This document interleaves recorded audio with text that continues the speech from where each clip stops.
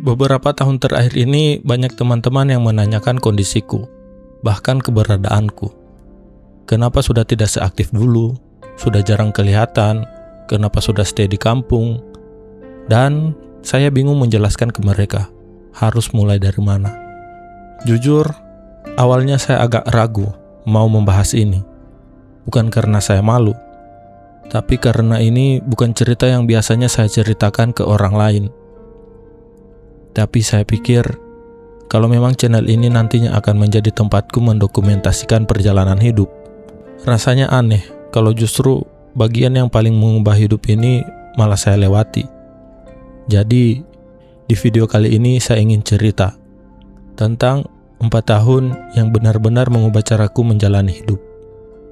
Dan mungkin, kalau kamu sedang berada di fase hidup yang juga terasa berat, semoga cerita ini bisa menemanimu beberapa menit ke depan. Sebelum tahun 2022, hidupku sebenarnya cukup normal. Saya bekerja di bank. Saya juga sempat terlibat dalam produksi film layar lebar. Saya senang bikin video. Senang belajar hal-hal baru. Kalau ada proyek kreatif, biasanya saya antusias. Pokoknya, saya termasuk orang yang tidak betah kalau terlalu lama diam. Waktu itu saya benar-benar berpikir, ya mungkin hidupku akan berjalan seperti ini terus. Kerja, belajar, berkarya, ketemu orang, seterusnya begitu.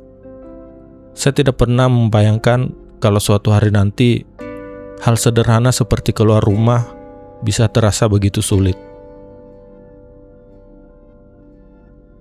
Semuanya sebenarnya terjadi pelan-pelan.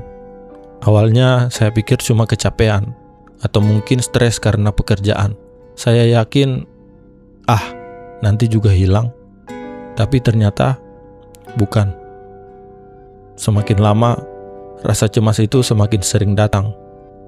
Kadang tanpa alasan yang jelas. Saya mulai overthinking terhadap banyak hal. Tubuh terasa tegang, jantung berdebar, pikiran rasanya terus bekerja, bahkan ketika sebenarnya tidak ada masalah besar yang sedang terjadi. Awalnya saya juga bingung. Saya sampai bertanya ke diri sendiri, saya ini kenapa?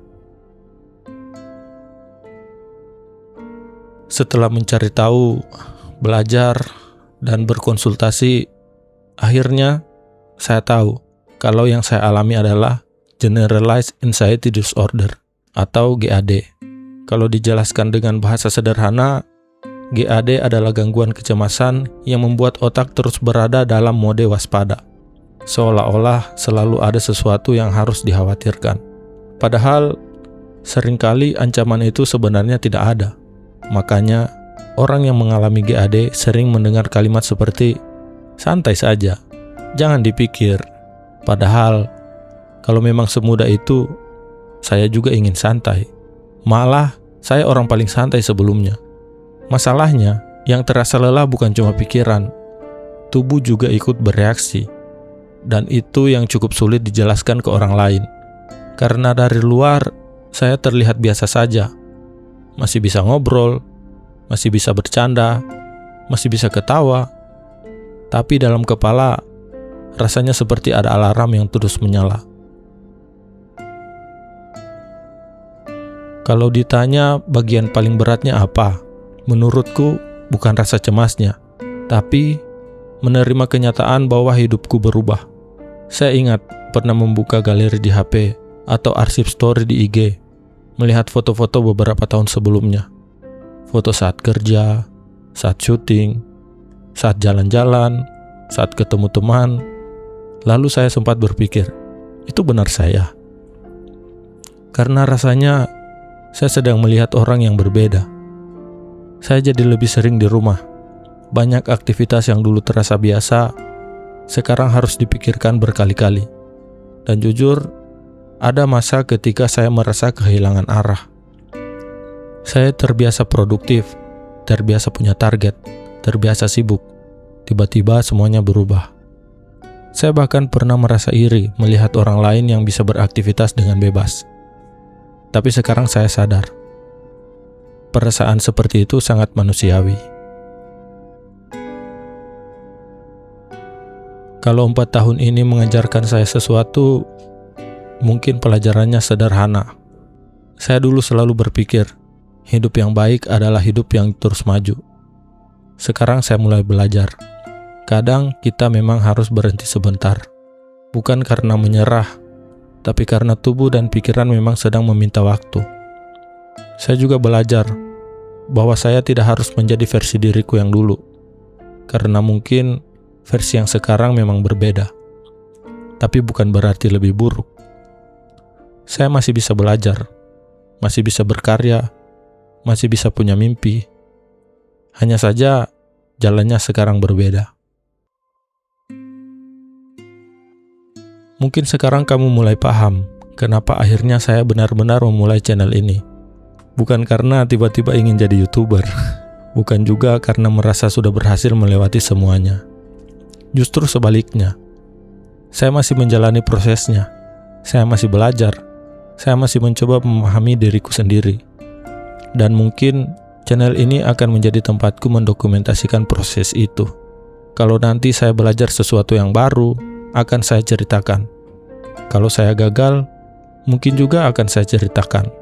Kalau suatu hari nanti kondisiku jauh lebih baik, saya juga ingin mengingat bagaimana perjalanan menuju ke sana.